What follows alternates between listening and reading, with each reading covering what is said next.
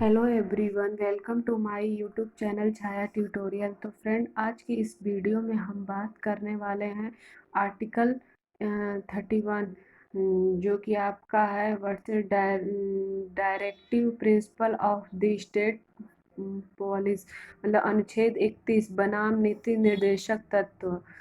आपका आर्टिकल 31 जो संपत्ति का अधिकार था।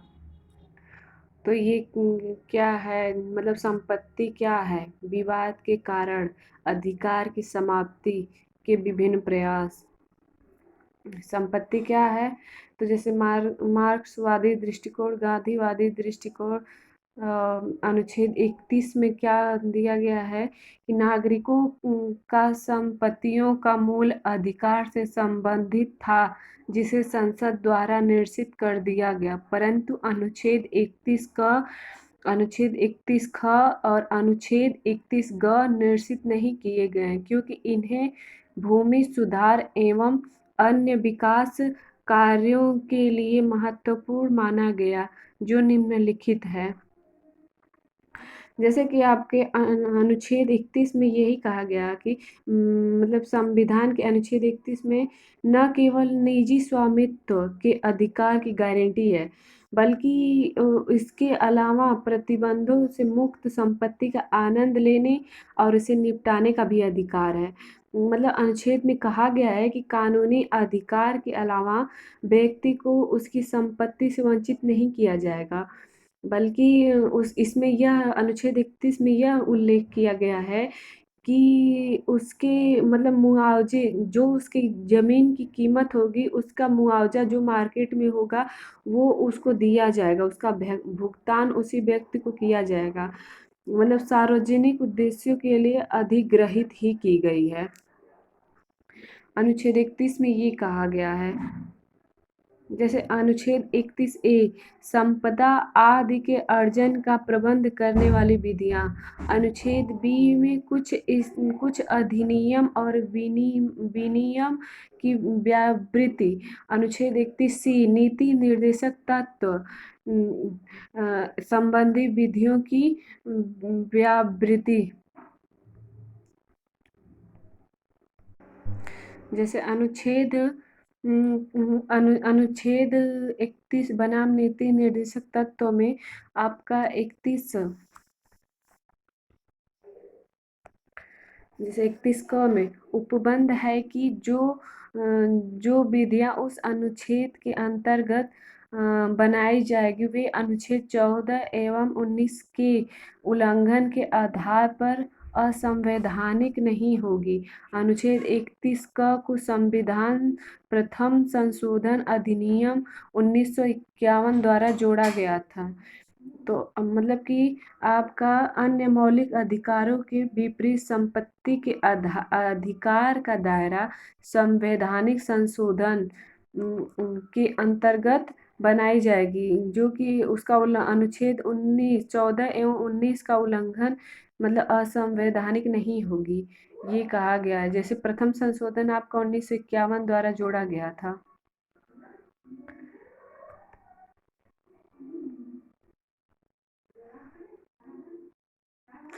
ख में क्या कहा गया कि अनुच्छेद 31 ख को भी संविधान प्रथम संशोधन अधिनियम 1951 द्वारा जोड़ा गया था, जिसमें उपबंधी है कि 9वीं अनुसूची में उल्लिखित किसी अधिनियम या विनियम को किसी मूल अधिकार के उल्लंघन के आधार पर संवैधानिक घोषित नहीं किया जा सकता। आपके ख में ये कहा गया है। और ग में अनुच्छेद 31 ग को संविधान 25वां संशोधन अधिनियम 1971 द्वारा जोड़ा गया था। इसमें यह उपबंध है कि अनुच्छेद 39 के खंड ख और ग में दिए गए निर्देश तत्वों को प्रभावशाली करने के लिए बनाई गई विधि को अनुच्छेद में 14, अनुच्छेद 29 और अनुच्छेद 31 के उल्लंघन के आधार पर चुनौती नहीं दी जा सकती। अनुच्छेद 31 क, ख और ग संपत्ति से संबंधित नागरिकों के मूल अधिकार को समाप्त करते हैं और राज्य को यह अधिकार प्रदान करते हैं कि वह किसी भी भूमि को अधिग्रहण कर सकता है और बाजार के मूल्य पर उसका मुआवजा प्रदान करेगा, जिसे किसी न्यायालय में चुनौती नहीं दी जा सकेगी। तो आपका अनुच्छेद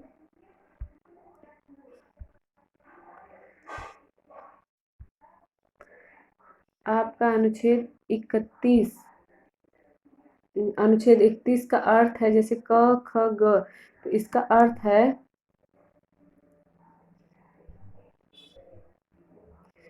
अर्थ है कि अन्य मौलिक अधिकारों के विपरीत संपत्ति के अधिकांश दायरा संवैधानिक संशोधन के माध्यम से लगातार कम हुआ है। संपत्ति अधिकारों के दायरे में कई बार कानूनी कार्यवाही हुई है जो राज्य अधिनियम बड़े विधान के लिए आरोप है। इसलिए केंद्र सरकार ने संपत्ति के अधिकार को विनियमित करते हुए इन विवादों से सबसे महत्वपूर्ण प्रश्न अधिग्रहण की संपत्ति अधिकारों के लिए मुआवजा भुगतान करता है। आपका अनुच्छेद 31 का अर्थ यही है। जैसे कि 1978 में 1978 में 1978 1978 के बाद 31 31 31 ख 31 ग और जैसे 300 क जैसे 4 संवैधानिक प्रावधान थे। हालांकि 31 क और 31 ख और 31 ग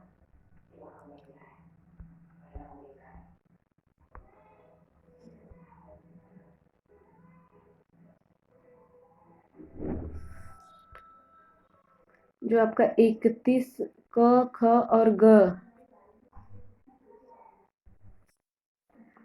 31 क और ख और ग संपत्ति से मतलब कि जो मौलिक अधिकारों के अध्याय में शामिल है, लेकिन इन्हें वास्तविक अर्थ में मौलिक अधिकार नहीं कहा जा सकता।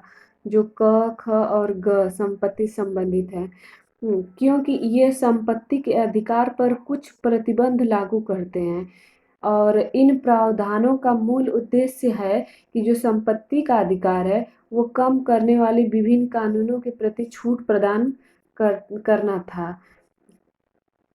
यही आपके अनुच्छेद मतलब कि 31 क, ख और ग संपत्ति से संबंधित नागरिकों के मूल अधिकार का समाप्त करने और राज्य को ये अधिकार प्रदान करते हैं।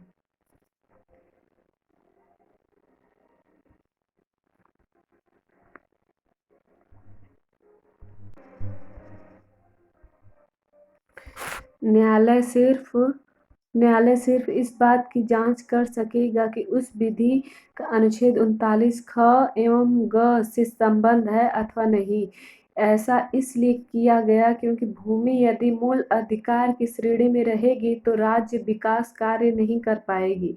जब भूमि नागरिकों का मूल अधिकार था तब विकास कार्यों में अनेक बाधाएं आती थी, जिसके कारण देश का विकास करना संभव नहीं था। जैसे आपका अनुच्छेद 19 1F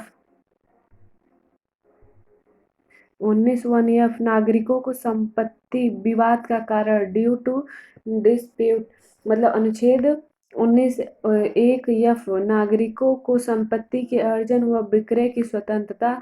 अनुच्छेद 31A व्यक्ति को विधि द्वारा स्थापित प्रक्रिया से हो वंचित किया जाएगा। अनुच्छेद 31(2) में क्या कहा गया? राज्य के द्वारा सार्वजनिक उद्देश्यों के लिए संपत्ति का अधिग्रहण किया जा सकता है, परंतु मालिक को मुआवजा देना होगा। मतलब कि जो अनुच्छेद आपका 1 है, जो संपत्ति के अधिकार जो प्रावधान कई बार संशोधित किया गया। संपत्ति जो कि कई वैकल्पिक संविधान संशोधन और संसद द्वारा संशोधित किया गया। संपत्ति के मौलिक अधिकार अनुच्छेद 31 क संविधान प्रथम संशोधन अधिनियम 1951 द्वारा दिखावटी अमल में लाया गया, जो विभिन्न खंडों में निर्दिष्ट प्रकृति संपत्तियों के अधिग्रहण या घोषणा प्रदान करते हुए करता है। ऐसे कानून को इस आधार पर निरर्थक नहीं समझा जाएगा कि वे संविधान के अनुच्छेद 14 या 19 द्वारा किए गए किसी भी अधिकार को अधिग्रहण करते हैं। और क्या कहा गया, जैसे अनुच्छेद 37 नीति निर्देशक तत्व शासन के मूलभूत सिद्धांत हैं जिनका विधि के द्वारा क्रियान्वयन करना राज्य का दायित्व है। अनुच्छेद 39 बी में जो संपत्ति का स्वामित्व इस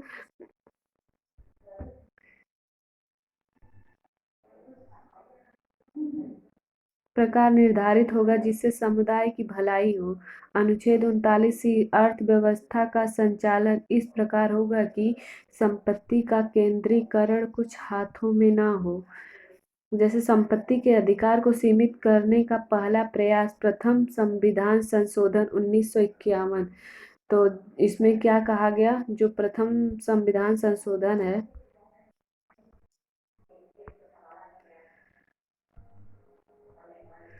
जो प्रथम संविधान संशोधन जो 1951 में, तो इसमें क्या कहा गया कि जब मतलब कि आपका अनुच्छेद 14 या 19 द्वारा किए गए किसी भी अधिकार को अधिग्रहण करते हैं सरकार, तो उसका मुआवजा का भुगतान करने के लिए दायित्व से जमीन में संक्रमणकालीन हितों के अधिग्रहण लेने का और उसके उद्देश्य कृषि सुधार को प्रभावित प्राप्य और ठेकेदारी के हितों की रक्षा करना और देश की कृषि संपदा में सुधार करना आवश्यक था।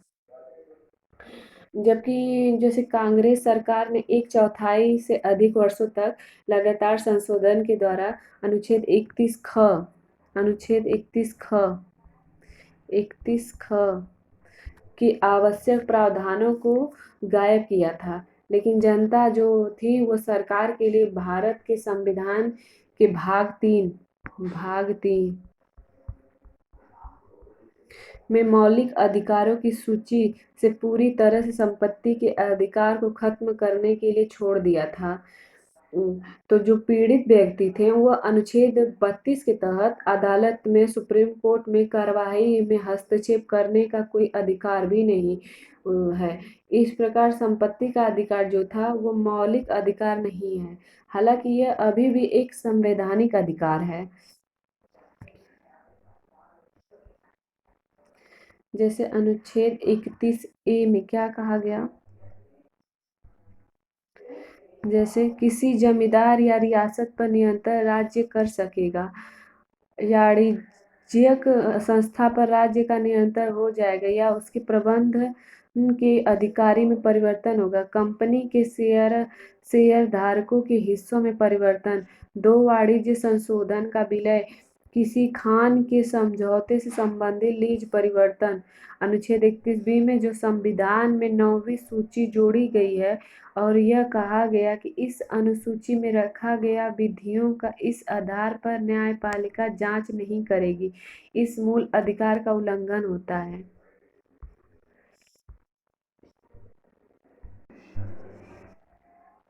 जैसे 1974 में 1974 के 44वें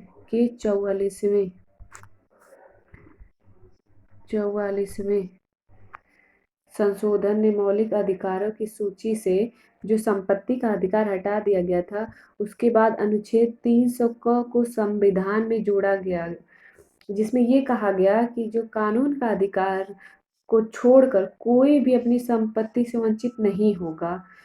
बोला गया उसमें कि कोई भी अपनी संपत्ति से वंचित नहीं होगा।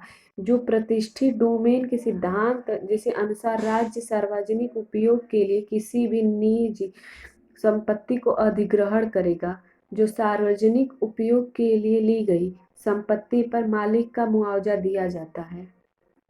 ये आपके संशोधन में बोला गया 1951। विवाद का कारण जो अनुच्छेद 31 बना, जैसे कि विवाद के कारण, तो इसमें विवाद का कारण क्या क्या था? जैसे विवाद के कारण मूल अधिकारों को प्राप्त संवैधानिक संरक्षण, जो अनुच्छेद 29(2) में भारतीय संविधान एकमात्र भाग मूल अधिकार है जिसमें यह उल्लेख है कि राज्य के द्वारा निर्मित विधि यदि मूल अधिकारों का हनन करेगी तो उसे असंवैधानिक घोषित कर दिया जाएगा। जैसे न्यायालय एवं संपत्ति का विवाद, शंकरी प्रसाद वाद 1951 में सुप्रीम कोर्ट ने पहले संविधान संशोधन को संवैधानिक कहा। इस संशोधन के बाद संपत्ति का अधिकार अत्यधिक सीमित हो गया, परंतु सुप्रीम कोर्ट ने मुआवजे के मामले पर कठोर दृष्टिकोण अपनाना शुरू किया। परिणाम स्वरूप बेला बनर्जी वाद 1954 में कहा कि मुआवजा उचित होना चाहिए, मनमाना नहीं। मतलब किसी की जमीन आप लोग ले लेंगे जो 10 लाख का है, सरकार पहले 10,000 दे देती थी, तो उसी पर उन्होंने कहा कि मुआवजा उचित होगा, जो मार्केट में रहेगा उसका रेट वही उसको दिया जाएगा, ना कि 10 लाख की जमीन आप 10,000 उसको दे देंगे।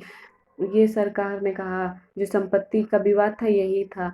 तो इस निर्णय के बाद चौथा संविधान संशोधन 1954 में लाया गया, जिसमें प्रावधान किया गया कि मुआवजे के निर्धारण का अधिकार केवल राज्य को है, न्यायपालिका इसका निर्धारण नहीं करेगी।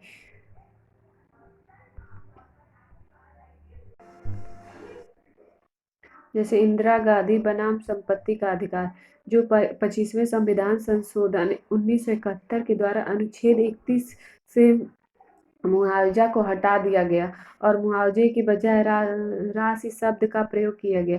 पहली बार संसद के द्वारा 25वें संविधान संशोधन 1971 के माध्यम से अनुच्छेद 31C जोड़ा गया और यह प्रावधान किया गया कि निर्देशक तत्व में अनुच्छेद 39B, 39C मूल अधिकार के अनुच्छेद 14, 19, 31 से अधिक महत्वपूर्ण है। इसलिए 39B व अनुच्छेद 39C को लागू करने के लिए मूल अधिकार के अनुच्छेद 14 व 19 व 31 की अवहेलना की जा सकती है।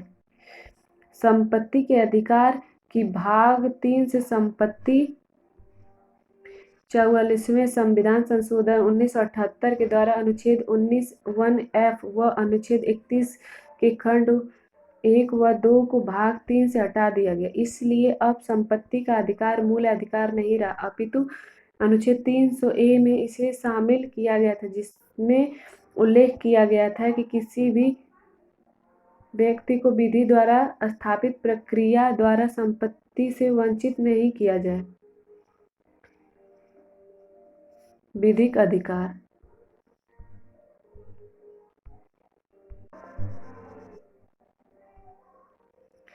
जैसे संपत्ति के मूल अधिकार से बचे खुचे जो प्रावधान थे, यह उल्लेखनीय है कि अनुच्छेद 19F 31 को भाग 3 से हटा दिया गया, परंतु इसे सीमित करने के लिए अनुच्छेद 31A, 31B, 31C को लाया गया था, जो आज भी बने हुए। इसी कारण संपत्ति का एक अवशेष आज भी मूल अधिकार है और यदि राज्य के द्वारा किसी भी व्यक्ति को भूमि का अधिग्रहण किया जाता है जो सीलिंग के अंतर्गत है, तो राज्य को इस भूमि के एवज में पूर्ण मुआवजा देना होगा। अल्पसंख्यक शैक्षणिक संस्था की भूमि का अधिग्रहण करती है तो मुआवजा देना होगा, अनुच्छेद 30A।